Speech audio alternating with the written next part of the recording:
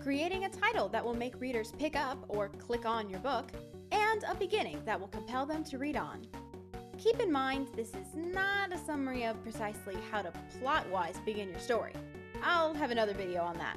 However, this is a good outline for what a title, first sentence, first paragraph, and first chapter should do. Simply put, a title should make them stop. A first sentence should make them ask questions. A first paragraph should make your reader care about the answers. And a first chapter should leave them wanting more. A good title should make your readers stop, because you want them to stop and buy your book, obviously, or at least you want them to read your work through. Good titles have a glaring inconsistency or discrepancy in them that makes the potential reader stop in their tracks and wonder what the title means. Why did the author choose those words? What kind of book is it? It should plant a seed of curiosity or something that will catch the readers off guard. For example, a title like Dragon Scale or Dragon Flight or Dragon Fire don't cause much discrepancy. Dragons are often associated with scales, flight, and fire. But a title like, Dragon Slippers. Now that's more interesting. That's something a bit different. You don't normally associate dragons with slippers. You just don't. It makes you stop. The other reason this is a good title is because it has two strong images, the image of a dragon and the image of slippers. Another example would be the title, The Calm Before the Storm. It's got two opposing things, calm and storm, and they both have some visual value. This seems like a good title, and it would be, except there's one other thing to consider when making your title, the novelty value. This title is a well-used phrase. If something is overly familiar, it is less likely to make readers stop. Unless, of course, you're catering to a very specific target audience. Though, keep in mind, sometimes it's not only the title that makes the potential reader stop, but the cover in combination with the title. You don't have to worry about this right now, unless you're making your own covers. Just know that the title should make readers stop. If you want more advice about wording titles, check out my Make Any Sentence Extraordinary video. That advice counts for titles and the rest of your beginnings too. Now, what is a bit harder than the title is a first sentence. A first sentence should make the reader ask a question. I know the title can begin to make them ask questions too, but remember, before they asked questions, they had to stop. Also, the questions they were asking when they read the title were vague and undefined, like, what is this book about? You need to direct what questions you want them to be asking, like, how is this particular event going to turn out? The first sentence should have at least one implied question in order to hook the readers. Don't get me wrong, the question doesn't have to be the sentence doesn't have to be a question. It just has to make the readers ask a question. If you're making the reader ask more than one question, or a super big confusing question, that's great. But you should provide a partial answer in the preceding paragraph, or at least in the first chapter. Otherwise, the readers can become detached and confused, and utterly confused people will not care about your story. You certainly don't have to explain everything, just enough so that the reader can follow along. The more confusing a beginning is, the more you must make the reader care about the characters and the plot. Here's an example. Let's go back to our title, Dragon Slippers, which is an actual book, a good one. It has, in my opinion, a stunning first sentence. Here it is. It was my aunt who decided to give me to the dragon. That's the sentence. This sentence makes you ask questions. Like, why? Just why? Why would her aunt give her to the dragon?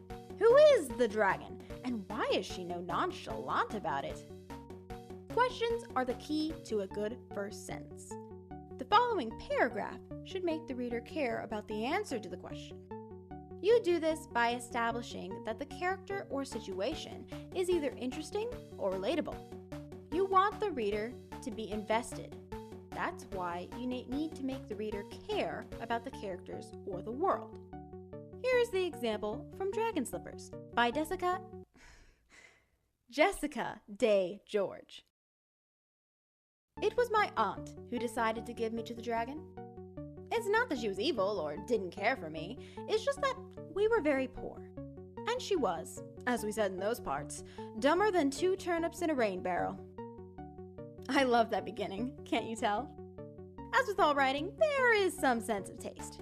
Anyway, after that, there is another paragraph, which makes you even more intrigued with this person. Then it naturally flows into the rest of the chapter, which begins the actual plot. The end of this chapter leaves you wanting more. What I mean by that is that by the end of the first chapter, your reader should be fully invested in your story. You've placed them in the world with the characters and plot which will compel them to read on. And then, if all goes well, recommend your book. Here's an example of how this whole system works. I was wandering around a thrift store. I was actually looking for Nancy Drew books. So I was looking on the bookshelves and I read this title. I was a non-blonde cheerleader. I stopped. I thought, why is that so important? So I pulled out the book and opened it. This is exactly what many readers will do. The first sentences were, first day of school. First day of school. Written out like that on the page. And I was just like, why? So I read on. Didn't I already have one of these in September? What kind of sadistic star had I been born under that I got to have 2? 2 of the most stress-inducing days of the year. After that, I stopped reading and bought the book. And its sequel, without even opening it. And now, here I am, recommending the book for teens and up. Obviously, there's a matter of my personal taste, but the raw function of each part of the beginning is the same. This is the ultimate goal. This is why great beginnings are so vital. Some variation of this thought process, depending on if you're publishing online or not, is what many readers will do. In fact, the first 5 lines may very well be the most important part of your book. You will probably rewrite your first few sentences more times than you could ever remember or count. I know I have. But don't be discouraged. Every time you rewrite, you just get closer to your final goal. By the way, I Was a Non-Blonde Cheerleader is by Kieran Scott. Kieran? I'm so sorry. It's K-I-E-A-A-N Scott. I don't know how there's 4 vowels in a row, but whatever. Links to both books are in the description below. If you like this video, you can check out some of my other related ones and hit the subscribe. Liz, what's our dragon doing out of his cave? Oh, no. Wait, did you just do an entire video without me? Yes? How could you? You didn't even let me look over the script. Let me see it. Hey.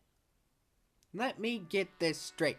You talked about beginning for an entire video, and you didn't even say the word prologue? I'm not really a huge fan of prologues. What? You can't say that. Says you. Is that a challenge? What? I accept. We will do a video debating prologues. What? Make sure you hit that subscribe button so you don't miss it. See you soon.